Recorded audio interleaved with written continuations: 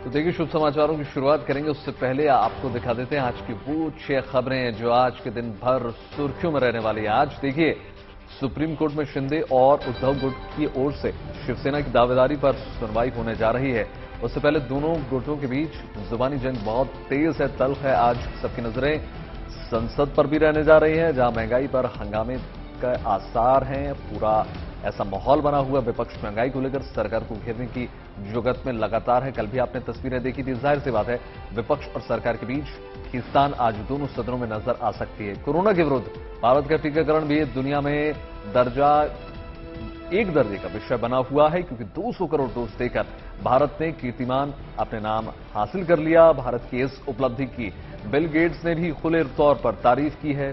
दो अंतर्राष्ट्रीय खबरें आज सुर्खियों में रहने वाली हैं। ब्रिटेन में नए प्रधानमंत्री की रेस में जैसे जैसे अंतिम मोड़ में यह पहुंच रहा है, भारतीय मूल के जो ऋषि सुनक है, उनकी दावेदारी और मजबूत होती हुई नजर आ रही है। वहीं श्रीलंका की हालात पर भी दुनिया की नजरें लगातार टिकी हुई हैं, जहां आज का दिन बहुत महत्वपूर्ण माना जा रहा है। माना जा रहा है कि श्रीलंका को आज जो है अपना नया राष्ट्रपति मिल सकता है। तो आज इन खबरों पर दिन भर हमारी नजरें रहने वाली हैं। और आइए अब आपको दिखाते हैं सबसे बड़ा शुभ समाचार। भारत ने पहली बार इंसानों को लेकर उड़ने वाला ड्रोन तैयार कर लिया है। कामयाबी कई लिहाज से बेहद बड़ी है। पूरी तरह देशी पायलट रहित ड्रोन को भारतीय नौसेना के लिए बनाया गया है। परीक्षण के बाद युद्ध में पहली बार भारतीय नौसेना युद्धपोतों पर इसका इस्तेमाल करेगा। इसके बाद ये इंसानों को ले जाने के लिए भी इस्तेमाल किया जाएगा। नई दिल्ली में स्वावलंबन कार्यक्रम में पीएम मोदी के सामने इसका प्रदर्शन किया गया। प्रदर्शन के दौरान पायलट रहित ड्रोन ने जमीन से लगभग 2 मीटर ऊपर उड़ान भरी और फिर वापस उतरने से पहले आगे बढ़ गया। वरुण में लोगों को सिर्फ बैठना होगा और इसके अलावा कुछ भी नहीं करना है। ये ड्रोन उसे खुद ही एक जगह से दूसरी जगह तक पहुंचा देगा। इसे रिमोट की मदद से चलाया जाएगा। नौसेना में इससे सामानों की ढुलाई भी की जा सकती है। खास बात यह भी है कि 4 ऑटो पायलट मोड से ये लेस होगा। इसका फायदा यह है कि अगर इसके कुछ रोटर खराब भी हो जाते हैं तो ये उड़ान नहीं रोकेगा। एक बार उड़ान भरने पर 25 किलोमीटर का सफर ये ड्रोन तय कर सकेगा। इसकी खूबी ये भी होगी कि 130 किलो वजन उठाकर एक जगह से दूसरी जगह उड़ान भरने में ये सक्षम है। जमीन से 2 मीटर ऊपर उड़ेगा और 25 से 33 मिनट तक ये उड़ान भर सकता है। तो ये वो खासियत है जो नौसेना को एक नई ताकत देने जा रही है। और इसी के साथ बात जो है मिशन मेडल की कर लेते हैं। 28 जुलाई से इंग्लैंड के बर्मिंघम में कॉमनवेल्थ गेम्स का आगाज होने जा रहा है। भारत ने इस बार जो है 215 खिलाड़ियों को अपना बड़ा दल उनके साथ भेजा है। नीरज चोपड़ा, पीवी सिंधु, बजरंग पुनिया समेत देश के कई स्टार और बड़े खिलाड़ी इस दल का हिस्सा हैं और इंग्लैंड वो पहुंच चुके हैं। टूर्नामेंट की शुरुआत होने से पहले प्रधानमंत्री नरेंद्र मोदी भी खिलाड़ियों का हौसला बढ़ाने के लिए थोड़ी ही देर में संवाद उनसे करने जा रहे हैं। हालांकि ये पहला मौका नहीं है जब प्रधानमंत्री इस तरह से खिलाड़ियों का उनसे मुखातिब होने जा रहे हैं, उनका हौसला बढ़ाने जा रहे हैं। इससे पहले भी आपने कई बार देखा होगा प्रधानमंत्री खिलाड़ियों से न केवल मिल चुके हैं बल्कि उनकी हौसला अफजाई भी कर चुके हैं। माना यह जा रहा है कि इस बार देखिए कॉमनवेल्थ गेम्स में भारत की पदकों पर दावेदारी पहले से ज्यादा मजबूत होने वाली, जिस प्रकार से ध्यान दिया गया है। देखिए, देश के खिलाड़ियों को हौसला बढ़ाने में प्रधानमंत्री कोई कसर नहीं छोड़ते। हर बार आपने देखा होगा किसी भी खेल में भारत की शान बढ़ाने वाले खिलाड़ियों से संवाद करना प्रधानमंत्री मोदी की आदत में शुमार रहा है। अब एक बार फिर से जो है कॉमनवेल्थ गेम्स में हिस्सा लेने वाले खिलाड़ियों और उनके कोच से रूबरू होने जा रहे हैं। 215 खिलाड़ियों का ग्रुप जो है रवाना होगा, जिसके लिए प्रधानमंत्री इनकी हौसला अफजाई करेंगे।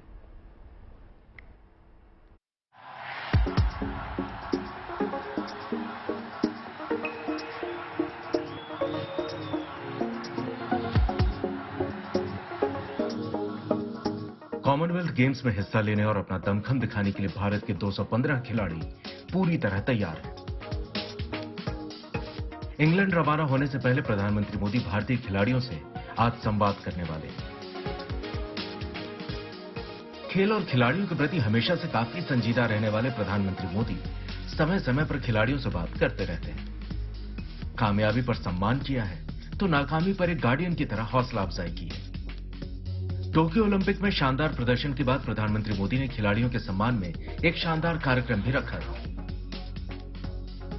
और अब बारी कॉमनवेल्थ गेम्स 2022 की है। हर खिलाड़ी से देश को काफी उम्मीदें हैं। टोक्यो ओलंपिक में भारतीय खिलाड़ियों ने जिस तरह का प्रदर्शन किया था, उसे देखते हुए माना जा रहा है कि इस बार कॉमनवेल्थ गेम्स भारत के लिए शानदार रहने वाला है। कॉमनवेल्थ गेम्स 2022 का आयोजन इंग्लैंड के शहर बर्मिंघम में हो रहा है। 28 जुलाई से 8 अगस्त के बीच कॉमनवेल्थ गेम्स खेला जाएगा।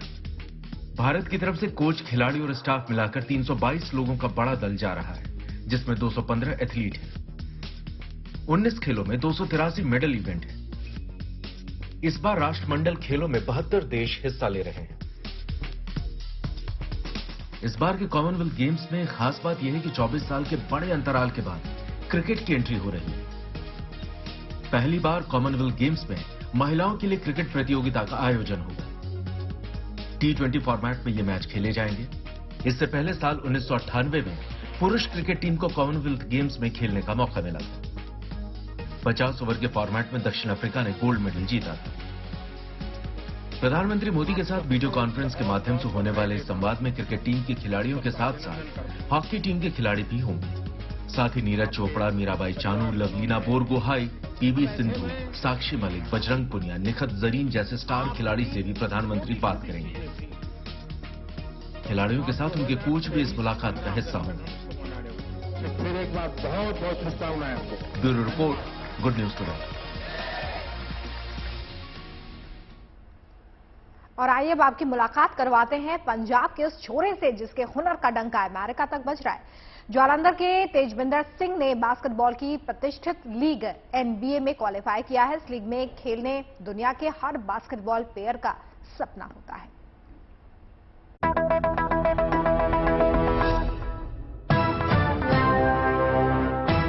उम्र महज 15 साल, लंबाई 6 फीट से ज्यादा। सपना अमेरिका की NBA यानी नेशनल बास्केटबॉल एसोसिएशन में खेलने का। ये जालंधर के बास्केटबॉल खिलाड़ी तेजिंदर वीर सिंह। अमेरिका की इस प्रोफेशनल बास्केटबॉल लीग में खेलना हर खिलाड़ी का सपना होता है। आज तेजिंदर वीर सिंह ने NBA का ट्रायल क्लियर किया और अपने सपने के करीब पहुंच गए। तेजिंदर वीर सिंह ने अपनी मेहनत, लगन और अपने हुनर के दम पर इस मुकाम को हासिल कर लिया। ਇਹ ਮੇਰੇ ਪਾਪਾ 20-25 ਇਅਰਸ ਤੋਂ ਆ ਰਹੇ ਨੇ ਇੱਥੇ ਗਰਾਊਂਡ 'ਚ ਫਰੈਂਡ ਸਰਕਲ ਹੈ ਉਹਨਾਂ ਦਾ ਇੱਥੇ ਤੇ ਉਹਨਾਂ ਨੇ ਕਹਿਤਾ ਸੀ ਕਿ ਮੈਂ ਆਪਣੇ ਬੱਚਿਆਂ ਨੂੰ ਵੀ ਇੱਥੇ ਹੀ ਪਲੇਅਰ ਬਣਾਉਂਗਾ ਤੇ ਫਿਰ ਉਹਨਾਂ ਨੇ ਮੈਨੂੰ ਇੱਥੇ ਜੁਆਇਨ ਕਰਾਇਆ ਤੇ ਤਾਂ ਕਰਕੇ ਫਿਰ ਮੈਂ ਹਾਰਡ ਵਰਕ ਕੀਤਾ ਇੱਥੇ ਆ ਕੇ। बास्केटबॉल के खिलाड़ियों के लिए NBA एक बहुत बड़ा मुकाम है। तेजिंदर वीर को बास्केटबॉल की बारीकियां विरासत में मिली है। इनके पिता भी एक बास्केटबॉल खिलाड़ी थे। बेटे के हुनर को देखकर पिता ने उन्हें मोटिवेट किया और बास्केटबॉल की कोर्ट में उतार दिया। अच्छी ट्रेनिंग और कोचिंग का नतीजा आज पूरे हिंदुस्तान के सामने है। ਸਭ ਤੋਂ ਪਹਿਲਾਂ ਤਾਂ ਮੈਂ ਇਹ ਕਹੂੰਗਾ ਵੀ ਜਦੋਂ ਤੋਂ ਇਹ ਬੱਚਾ ਆਇਆ, ਜਦੋਂ ਤੋਂ ਇਹਨੇ ਸ਼ੁਰੂ ਕੀਤਾ, ਇਹਦੀ ਡੈਡੀਕੇਸ਼ਨ, ਆਪਾਂ ਜਿਹੜੀ ਵੀ ਚੀਜ਼ ਸ਼ੁਰੂ ਕਰਾਂਗੇ ਉਹਦੇ 'ਚ ਸਮਰਪਿਤ ਹੋਣਾ ਜ਼ਰੂਰੀ ਆ। ਇਹ ਬੱਚਾ ਪਹਿਲੇ ਦਿਨ ਤੋਂ ਹੀ ਬਾਸਕਟਬਾਲ 'ਚ ਜੇ ਸ਼ੁਰੂ ਕੀਤਾ ਆ ਤੇ ਸਾਡੇ ਭੁਪਿੰਦਰ ਕੋਚ ਸਾਹਿਬ ਬੱਚਿਆਂ ਨੂੰ ਜ਼ਿਆਦਾ ਦੇਖ ਕਰਦੇ ਆ ਵੀ ਇਹਨਾਂ ਦਾ ਕੋਈ ਮੁਕਾਬਲਾ ਵੀ ਨਹੀਂ ਪਰਖਣ 'ਚ ਬੱਚਿਆਂ ਦਾ, ਪੰਜਾਬ 'ਚ ਕੋਈ ਮੁਕਾਬਲਾ ਨਹੀਂ। ਤੇ ਇਹ ਬੱਚਾ ਜਦੋਂ ਸਾਡੇ ਕੋਲ ਆਇਆ ਸੀ ਸਾਨੂੰ ਉਦੋਂ ਹੀ ਲੱਗਿਆ ਸੀ ਵੀ ਇਹਦੀ ਹਾਈਟ ਜਾਂ ਇਹਦਾ ਜਿਹੜਾ ਬੋਡੀ ਲੈਂਗੁਏਜ ਸੀ, ਸਾਨੂੰ ਲੱਗਦਾ ਸੀ ਵੀ ਇਹ ਬੱਚਾ ਇੱਕ ਦਿਨ ਜ਼ਰੂਰ ਕਿਸੇ ਮੁਕਾਮ ਤੱਕ ਪਹੁੰਚੂ। तेजिंदर वीर सिंह के दूसरे कोच भूपिंदर सिंह बताते हैं कि पहले दिन से ही तेजिंदर वीर इस खेल की बारीकियों को बेहतरीन तरीके से पकड़ रहे थे। तेजिंदर वीर की काबिलियत बताती है कि एक दिन वो बहुत बड़े मुकाम पर पहुंचेंगे। बहुत अच्छे तरीके ਨਾਲ ਇਹਨਾਂ ਨੂੰ ਵੇਖ ਰਿਹਾ ਹੈ, ਬਹੁਤ ਹੀ ਅੱਛਾ और बहुत ही सिंसियर ਤੇ और मतलब बहुत ही ਮਿਹਨਤੀ ਬੱਚਾ ਹੈ। और मैं ਜਦੋਂ ਵੀ ਇਹਨੂੰ ਵੇਖਦਾ ਇਹ ਬਾਸਕਟਬਾਲ ਸਿਖਾਉਣ ਦੀ ਕੋਸ਼ਿਸ਼ ਕਰਦਾ ਸੀ ਨਾ, ਜਦੋਂ ਵੀ ਇਹਨੂੰ ਉਹ ਜਲਦੀ ਵਾਚ ਕਰਦਾ, ਉਹ ਬੜੀ ਜਲਦੀ ਸਿੱਖਿਆ ਬਾਸਕਟਬਾਲ। ਬਹੁਤ ਘੱਟ ਸਮੇਂ ਦੇ ਵਿੱਚ ਇਹਨੇ ਬਾਸਕਟਬਾਲ ਸਿੱਖਿਆ। कहते हैं प्रतिभा न उम्र की मोहताज होती है, न ही सुख सुविधा और धन दौलत। तेजिंदर वीर की सफलता ने साबित किया है कि अगर हौसले बुलंद हो और हुनर पर भरोसा हो तो कोई भी लक्ष्य हासिल किया जा सकता है। Paramjit Singh Rangpuri, Jalandhar, good news today. देखिए, वक्त बदलने के साथ साथ मेडिकल साइंस ने बहुत तरक्की कर ली है, लेकिन क्या आपको पता है कि भारतीय चिकित्सा विज्ञान कितना पुराना है और कितना कारगर है? क्योंकि अगर आप भारतीय संस्कृति को देखेंगे तो आप देखेंगे कि आध्यात्म और विज्ञान पैरेलल चलता है, साथ में कदम ताल चलता है। हमारे वेदों पुराणों में बीमारियों और रोगों को लेकर हजारों साल पहले ही काफी कुछ लिखा और बताया जा चुका है। अब इसी को लेकर एम्स में शोध किया जा रहा है, और क्या है शोध और क्यों इस पर नजर है, आपको दिखाते हैं।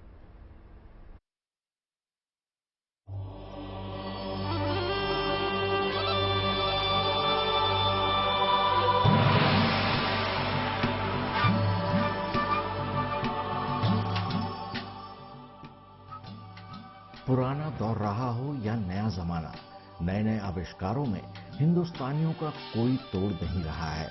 रोजमर्रा में इस्तेमाल होने वाली कई छोटी बड़ी चीजें हैं जिनके आविष्कार का श्रेय भारतीयों को दिया जाता है।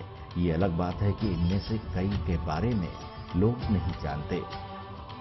चेहरे को सुंदर बनाने की कॉस्मेटिक सर्जरी हो, बच्चे का सिजेरियन ऑपरेशन से जन्म, या मुश्किल से मुश्किल हालात में किसी के कट चुके अंग को वापस जोड़ना हो, आपको लगता होगा ये सब मेडिकल साइंस ने तरक्की के साथ सीखा है, लेकिन ये पूरा सच नहीं है। वैदिक काल में भारत शल्य चिकित्सा, या यूं कह लीजिए कि सर्जरी साइंस का विश्व गुरु था। महर्षि सुश्रुत को शल्य चिकित्सा यानी प्लास्टिक सर्जरी का पितामह कहते हैं। उनकी लिखी किताब सुश्रुत संहिता में उन्होंने सर्जरी के अलग अलग तरीकों के बारे में बताया है। अब एम्स यानी अखिल भारतीय आयुर्विज्ञान संस्थान सुश्रुत की सर्जरी के तरीकों पर रिसर्च करेगा। इसके लिए संस्थान ने विज्ञान और प्रौद्योगिकी विभाग को एक प्रस्ताव भेजा है। ये रिसर्च दिल्ली एम्स का प्लास्टिक सर्जरी विभाग करेगा। रिसर्च में लेटेस्ट मेडिकल सर्जरी और महर्षि सुश्रुत की सबसे पुरानी रिकॉर्ड की गई सर्जरी का तुलनात्मक अध्ययन होगा। अनुमान है कि सुश्रुत संहिता लगभग 3000 साल पहले और 600 ईसा पूर्व से पहले लिखी गई थी।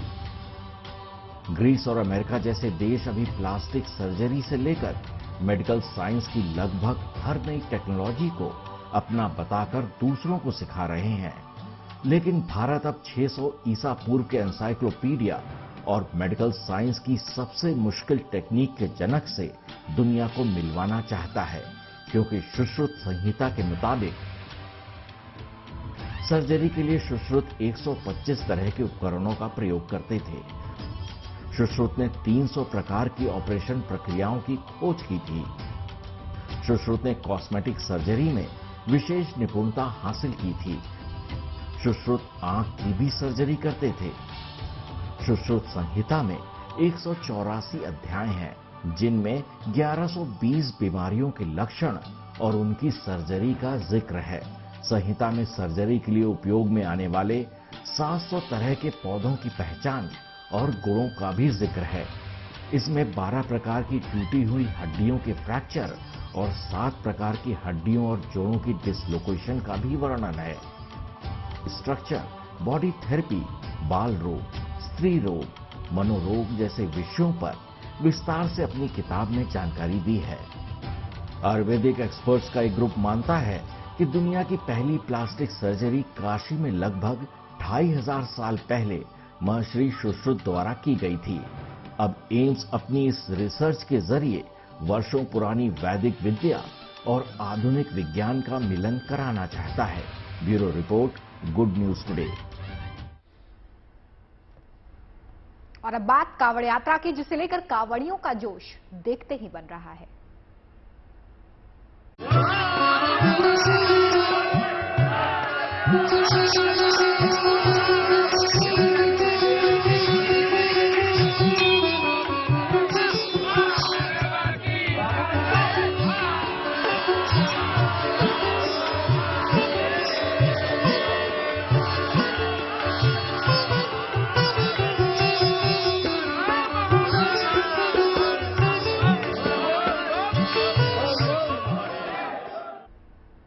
उत्तराखंड में अलकनंदा नदी के किनारे पर एक गुफा में मौजूद कोटेश्वर मंदिर को लेकर श्रद्धालुओं में बहुत ज्यादा आस्था मानी जाती है। मान्यता यह है कि मंदिर में स्थापित शिवलिंग प्राकृतिक रूप से ही बना है। कोरोना महामारी के 2 साल बाद सावन मास में यहां भक्तों का सैलाब उमड़ रहा है। लोग यहां जलाभिषेक करते हुए नजर आ रहे हैं।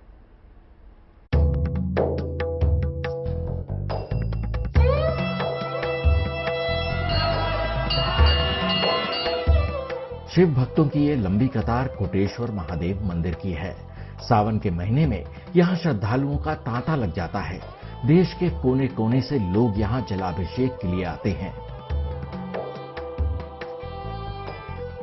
एक बार फिर कोटेश्वर महादेव मंदिर में पुरानी रौनक नजर आ रही है।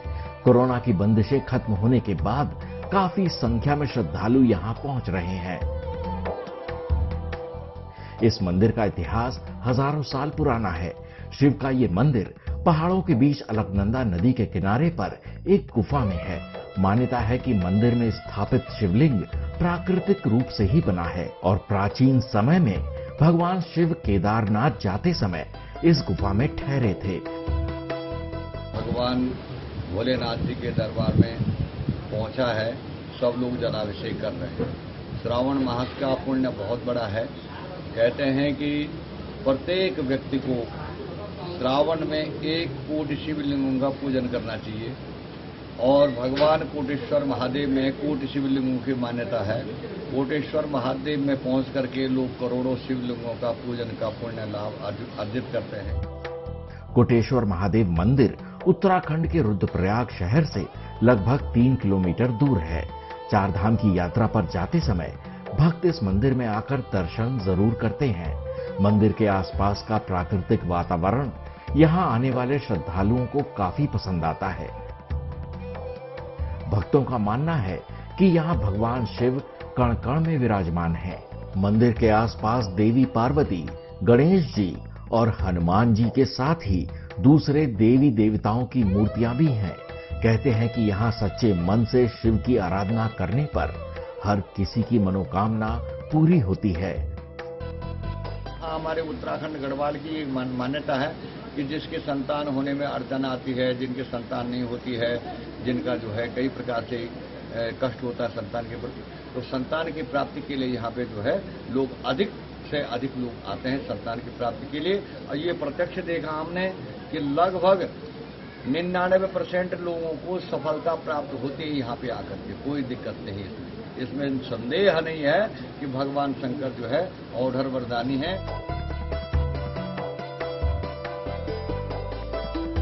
हर साल महाशिवरात्रि पर यहाँ हजारों भक्त पहुंचते हैं, जबकि सावन के महीने में हर दिन सैकड़ों श्रद्धालु आते हैं। Praveen Semwal, Rudraprayag, good news today. बात मौसम के मिजाज की कर लेते हैं, जो कई राज्यों में लोगों की परेशानी का सबब बना हुआ। मौसम विभाग ने आज से 23 जुलाई के बीच उत्तर प्रदेश में भारी बारिश की भविष्यवाणी कर दी है। इसके अलावा देखिए उत्तराखंड में भी मौसम की मनमानी ने लोगों को परेशान कर रखा है। गुजरात, मध्य प्रदेश, महाराष्ट्र में भी भारी बारिश से हाल बेहाल नजर आता है। इसके अलावा मौसम विभाग ने जम्मू कश्मीर, हिमाचल प्रदेश, उत्तराखंड, पंजाब, दिल्ली, हरियाणा और चंडीगढ़ में शुक्रवार तक भारी बारिश का अनुमान जताया है। मौसम विभाग ने तमिलनाडु के 12 जिलों में आज भारी बारिश की चेतावनी जारी कर दी है। सबसे बुरा हाल इस वक्त उत्तराखंड में है, जहां देहरादून समेत 7 जिलों में भारी बारिश के अलर्ट के बीच स्कूलों को बंद करना पड़ा है। मौसम विभाग द्वारा जारी किए गए ऑरेंज और रेड अलर्ट की शुरुआती रुझान अब उत्तराखंड के अलग अलग हिस्सों में दिखने लगा है। हल्द्वानी और चंपावत में बरसाती नाले ने बसों को बहा दिया, तो इस वक्त आप रुद्रप्रयाग में देखिए अलकनंदा नदी का प्रवाह, और इतनी तेज धारा और प्रवाह है कि भगवान शिव की जो मूर्ति है उसका चबूतरा डूबा हुआ है, जो सीढ़ियां हैं वो पूरी तरह से डूबी हुई हैं। और अलकनंदा नदी इस वक्त खतरे के निशान के करीब पहुंच रही है और उसका असर आप देख सकते हैं कि जो चबूतरे बने हुए हैं श्रद्धालुओं के बैठने के लिए, एक दरवाजा जो अलकनंदा नदी में बना हुआ है श्रद्धालुओं के रुकने के लिए रुद्रप्रयाग में, वो सब कुछ डूब गया है। और यही कमोवेश असर अलग अलग जगह के अलग अलग जिलों के नदियों में भी दिखाई दे रहा है। पिथौरागढ़ में गौरी और काली नदी इस वक्त खतरे के निशान के करीब जा रही है। और मौसम विभाग के अनुसार विक्रम सिंह जो आईएमडी के मिट के डायरेक्टर हैं देहरादून में, उनका कहना है कि अगले 4 से 5 दिन उत्तराखंड के लिए क्रूशियल होने वाले हैं, जिसमें लैंडस्लाइड जैसी घटनाएं बढ़ सकती हैं और उसके साथ नदियों में जो पानी का लेवल है, वाटर लेवल है, उसमें बढ़ोतरी होने की वजह से फ्लैश फ्लड जैसे भी घटनाएं हो सकती हैं। और यही कारण है कि आम लोगों को सतर्क रहने के लिए कहा गया है और साथ ही एसडीआरएफ की टीम्स को भी अलर्ट मोड में रहने के लिए आईएमडी डिपार्टमेंट ने कह दिया है। वीडियो जर्नलिस्ट दीपक बिष्ट के साथ मोहम्मद भारद्वाज, रुद्रप्रयाग। आपको जल्दी से बता देते हैं कि मौसम विभाग ने कहां-कहां पर बारिश का मेगा अलर्ट जारी किया है। अगर आप यूपी में रहते हैं तो कई हिस्सों में भारी बारिश हो सकती है, चेतावनी है। यूपी में आगरा, मुरादाबाद, रामपुर, ये वो इलाके हैं जहां पर भारी बारिश के आसार मौसम विभाग की तरफ से जताए गए। बिल्कुल, देखिए गोंडा, बलरामपुर, श्रावस्ती में भी भारी बारिश की चेतावनी जारी कर दी गई है। और साथ ही साथ उत्तराखंड की अगर हम बात करें तो उत्तराखंड में आज भारी बारिश का अलर्ट है। उत्तराखंड के देहरादून समेत 7 ऐसे जिले हैं जहां पर भारी बारिश की आशंका जताई गई है।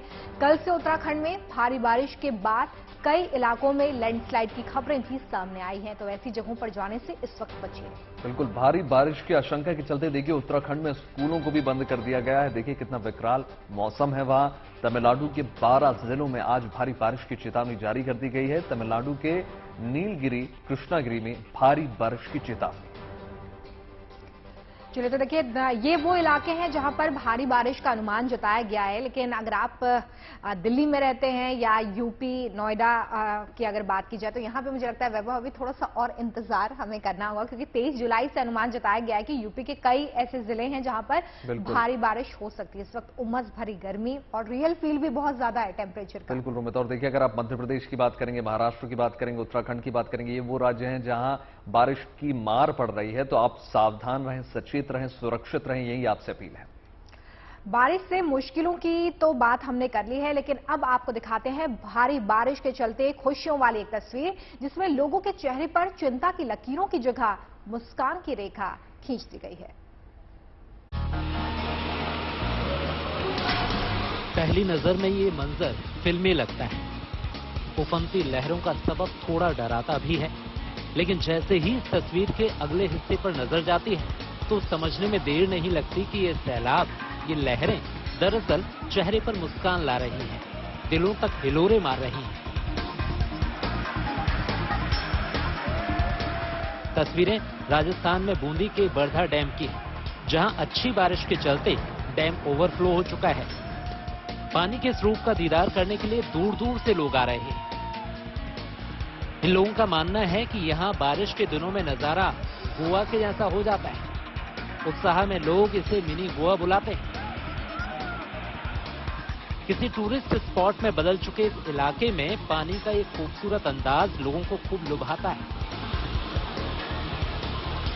दूर दूर तक पसरे पानी का नजारा किसी समंदर की तरह होता है, जो जाहिर है यहाँ आने वालों के लिए किसी सौगात की तरह है।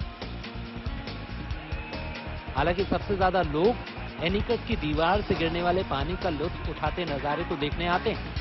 इस बांध की अगर गहराई की बात करें तो ये 21 फीट गहरा है। ओवरफ्लो होने की सूरत में यहाँ 5 फीट तक पानी की चादर बिछ जाती है। हालांकि मस्ती के माहौल में सावधानी भी जरूरी है। लोगों की भीड़ को देखते हुए यहाँ सिविल डिफेंस की टीम मौके पर तैनात की जाती है, ताकि किसी हादसे की सूरत में फौरन मदद की जा सके। कुदरत की तरफ से मिली इस सौगात को गंवाने का मौका ये सैलानी खोना नहीं चाहते, लिहाजा लोग यहाँ लगातार आ रहे हैं और बारिश के बाद उफनते डैम का मजा भी ले रहे हैं। बूंदी से भवानी सिंह हांडा के साथ bureau report, good news today. चलिए आपको दिखाते हैं 35 क्विंटल का हथौड़ा जो प्रयागराज में कंपनी बाग की शोभा बढ़ा रहा है। क्या है इस बाहुबली हथौड़े की कहानी और क्या कुछ खासियत है, देखते हैं इस रिपोर्ट में।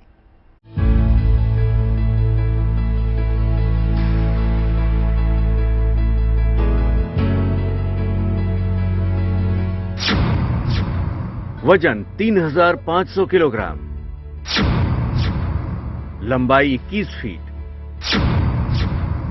ऊंचाई 7 फीट और व्यास 7 फीट।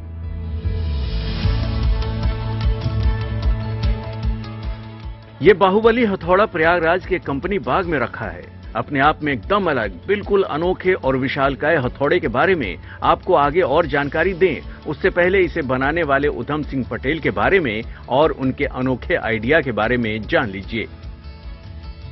उधम सिंह पटेल प्रयागराज के बहरिया ब्लॉक के नागईपुर गांव के रहने वाले हैं। वर्तमान में मिनिस्ट्री ऑफ टेक्सटाइल के तहत डेवलपमेंट कमिश्नर हैंडीक्राफ्ट के यहां डिजाइनर के तौर पर काम कर रहे हैं। उधम सिंह ने इलाहाबाद विश्वविद्यालय के विजुअल आर्ट डिपार्टमेंट से मास्टर ऑफ फाइन आर्ट का कोर्स किया है।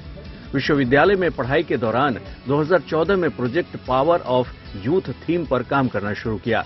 प्रोजेक्ट पर काम करने के दौरान बार बार हथौड़े का इस्तेमाल करने के समय दिमाग में आइडिया आया कि हथौड़े को पावर ऑफ यूथ का प्रतीक बनाया जाए, क्यों न दुनिया का सबसे बड़ा हथौड़ा बनाया जाए और उसे ही पावर ऑफ यूथ नाम दिया जाए। ये हमने एक हैमर बनाया हुआ है जो वर्ल्ड का सबसे बिगेस्ट हैमर होगा कंप्लीट होने पर, और ये मोटिव था हमारा, इसको दिए थे पावर ऑफ यूथ, युवाओं के शक्ति के लिए, कि युवाओं के अंदर कितनी ऊर्जा होती है, उसको हमने ठीक इससे तुलना किया था हर एक युवा की ताकत का। 7 महीने की कड़ी मेहनत के बाद पावर ऑफ यूथ का प्रतीक 3500 किलो का ये हथौड़ा बनकर तैयार हुआ। उधम सिंह का दावा है कि यह हथौड़ा दुनिया का अब तक का सबसे बड़ा और वजनी हथौड़ा है। इसका कुल वजन 3500 किलो यानी 35 क्विंटल है। इसकी लंबाई 21 फीट जबकि ऊंचाई 7 फीट और व्यास भी 7 फीट है। भविष्य में बनने वाले हथौड़े के हत्थे की लंबाई 50 फीट होगी।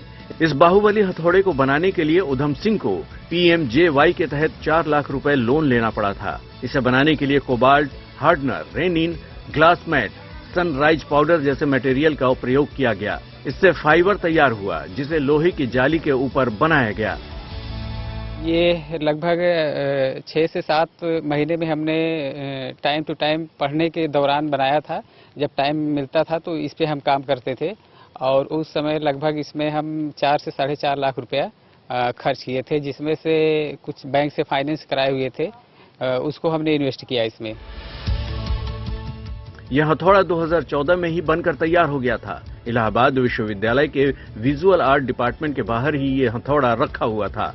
थोड़े दिन पहले उधम सिंह के पास इसे हटाने के लिए फोन आया। इसके बाद उधम सिंह प्रयागराज विकास प्राधिकरण में जा पहुंचे। वहां पर इस हथौड़े को बचाने के लिए प्रार्थना की। हथौड़े के निर्माण के पीछे की मेहनत को देखते हुए इसे चंद्रशेखर आजाद पार्क में रखने का फैसला लिया गया। विद्यार्थी की, उस स्टूडेंट की जो भी अपनी कह लीजिए योग्यता कह लीजिए, तो उसको उसने रिक्वेस्ट किया था कि अगर ये इसको लोग देखें, और चूंकि चंद्रशेखर आजाद पार्क एक मिड ऑफ द सिटी एक हमारे यहाँ का बहुत अच्छा पार्क है, तो वहाँ काफ़ी लोग आते जाते रहते हैं, तो उससे 2 चीज़ें होंगी, लोग देखेंगे भी और उससे एक मैसेज भी वो देने की कोशिश कर रहा है। देखते हैं इसमें हम लोग क्या कर सकते हैं, सरकारी तौर पे कितनी हम लोग मदद कर सकते हैं। जो भी नियम संगत होगा उसमें हम लोग कार्रवाई करेंगे। इतना ही नहीं, PDA ने इस भीमकाय हथौड़े का हत्था बनाने में आने वाला खर्च भी उठाने में सहयोग का भरोसा दिया है। फिलहाल ये हथौड़ा चंद्रशेखर पार्क के गेट नंबर 6 के पास रखा है और लोगों को अपनी ओर आकर्षित कर रहा है। प्रयागराज से आनंद राज के साथ bureau report, good news today. और आइए अब आपको लिए चलते हैं मैडम तुसाद म्यूजियम। हम लंदन के तुसाद म्यूजियम का जिक्र नहीं कर रहे हैं, बल्कि हम बात कर रहे हैं दिल्ली से नोएडा शिफ्ट हुए मैडम तुसाद म्यूजियम की। आज से सेक्टर 18 के DLF मॉल में इसे आम लोगों के लिए खोल दिया गया है। देखिए,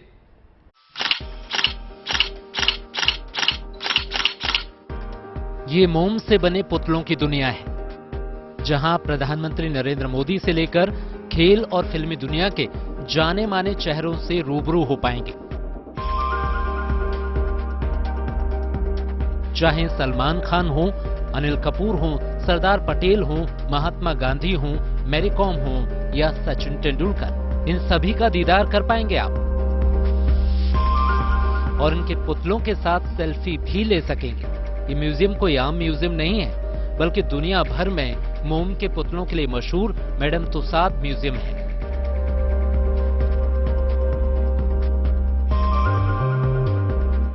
असल में इसे साल 2017 में देश की राजधानी दिल्ली के कनॉट प्लेस में खोला गया था, लेकिन कोरोना महामारी के कारण इसे बंद कर दिया गया। हालांकि अब इसे दिल्ली के पास नोएडा में शिफ्ट कर दिया गया है, जहां इसे सेक्टर 18 के DLF मॉल में फिर से आम लोगों के लिए खोल दिया गया है। अगर आप भी अपने फेवरेट स्टार के साथ फोटो खिंचवाना चाहते हैं तो जरूरी नहीं कि आपको मायानगरी जाना पड़े। अब ये मौका आपको नोएडा में मिल सकता है, क्योंकि नोएडा में भी मैडम तुसाद की ग्रैंड ओपनिंग हुई है। इसके पहले ये इंडिया में दिल्ली में खोला गया था, लेकिन दिल्ली का जो मैडम तुसाद था उसको बंद किया गया और अब इसे नोएडा में आज से शुरू किया गया। हम आपको एक पूरा राउंड दिलवाते हैं इस मैडम तुसाद का। ये एंट्री है और जैसे ही आप एंट्री लेते हैं सबसे पहले आपको यहाँ पर फुरफुरी नगर के स्टार्स दिखाई पड़ेंगे। मोटू और पतलू का यहाँ पर जो स्टैचू है उसको तैयार किया गया है और देखने में बेहद आकर्षक। इसके ठीक बगल में आप देखिए तो आप पहुंच जाएंगे कपिल शर्मा के पास में। यहाँ पर लगभग 50 से ज्यादा सितारों के जो स्टैचू हैं वो रखे गए हैं और 20 से ज्यादा इंटरनेशनल कलाकारों ने इन स्टैचूज को तैयार करवाया है। मोम के पुतलों के लिए मशहूर इस म्यूजियम को पहले से ज्यादा भव्य और आकर्षक बनाया गया है ताकि यहाँ आने वाले लोगों का अनुभव शानदार रहे। इस म्यूजियम में 50 से ज्यादा जानी मानी हस्तियों के पुतलों को रखा गया है जिन्हें देखिए, अगर इरादे नेक हों और हौसले बुलंद हों तो मुश्किलें राह नहीं रोक सकती। पंजाब के संगरूर में एक अनोखा स्कूल इसी हौसले की मिसाल है। ये स्कूल एक बस में चल रहा है और स्कूल से ही स्लम एरिया में रहने वाले बच्चों का भविष्य संवारने की राह तय की जा रही है। कभी ये बस लोगों को उनकी मंजिल पर पहुंचाती थी, आज बच्चों को अपनी मंजिल ढूंढने की राह दिखा रही है। पहियों पर सजी इस पाठशाला का नाम है स्कूल ऑन व्हील। एक ऐसा चलता फिरता स्कूल जो गरीब बच्चों का भविष्य संवार रहा है। इस स्कूल की अगर बात की जाए तो देख सकते हैं वो स्लम एरिया में रहने वाले बच्चे हों जिन्होंने कभी स्कूल का मुंह तक नहीं देखा। उन बच्चों को जहां पर जिला प्रशासन लेकर आता है उन बच्चों को पढ़ाई कराई जाती है। आप देख सकते हैं कि जहां पर पंजाबी में जो कह सकते हैं तस्वीरें लगाई गई हैं, क्योंकि छोटे बच्चे हैं उनको पढ़ाने के लिए अलग अलग तरह की एक्टिविटी जो करवाई जाती है। एक पीछे देख सकते हैं आप एक लाइब्रेरी भी जहां पर बनाई गई है इस स्कूल बस में, और बच्चों को गर्मी महसूस ना हो इसलिए इसमें पंखे लगाए गए हैं। इन सभी बच्चों को सुबह 8 बजे जो वैन है वो उनके घरों से लेकर आती है, तो उसके बाद फिर और रोड पर चलती है। तो रोड पर ही आप देख सकते हैं कि टीचर हैं इन बच्चों को जहां पर पढ़ा रहे हैं। तस्वीरें पंजाब के संगरूर की हैं। ये बस हर दिन सुबह 6 बजे स्लम एरिया में जाती है। वहां रहने वाले बच्चे इस सजे धजे बस में सवार होते हैं और फिर शुरू होती है इनकी पाठशाला। हिंदी और अंग्रेजी वर्णमाला सीखने, फलों, चित्रों के रंगों से जान पहचान कराने से सिलसिला शुरू होता है जो अलग अलग विषयों तक पहुंचता है। ये ऐसे बच्चे हैं जिन्होंने कभी स्कूल का मुंह तक नहीं देखा, या अगर देखा तो किसी वजह से स्कूल छोड़ना पड़ा। इनके माता पिता मुश्किल से 2 वक्त की रोटी जुटा पाते हैं। स्कूल की फीस और दूसरे खर्चों के बारे में सोचना भी दूर की बात है। ऐसे में आर्थिक तंगी से जूझते इन बच्चों के पढ़ने की ललक इन्हें यहाँ तक खींच लाती है। जो बच्चे हम स्कूल में पढ़ाते हैं वो तो ऑलरेडी आ ही रहे हैं, बट जो सड़क पे रहते हैं उनको नई कोई एजुकेशन नहीं मिल रही। हमारा मोटिव है कि उनको भी एजुकेशन मिले, वो भी हमारे साथ जुड़े और स्कूल में आए और एजुकेशन प्राप्त करें। School on wheel slum area के बच्चों के लिए उम्मीद की किरण लेकर आया है। बच्चों को शिक्षा का मौलिक अधिकार दिलाने आया है। पायलट प्रोजेक्ट के तौर पर शुरू किया गया स्कूल ऑन व्हील फिलहाल 2 स्लम एरिया के 30 बच्चों की जिंदगी संवार रहा है, लेकिन जल्द ही इसे पूरे संगरूर में लागू किए जाने की योजना है। साक्षरता मिशन जो न सिर्फ बच्चों के भविष्य को निखारेगा बल्कि इससे प्रेरणा लेकर शिक्षा के क्षेत्र में एक नई क्रांति लाई जा सकती है। कैमरामैन गुरतेज के साथ बलवंत सिंह बिकी, गुड न्यूज टुडे, संगरूर।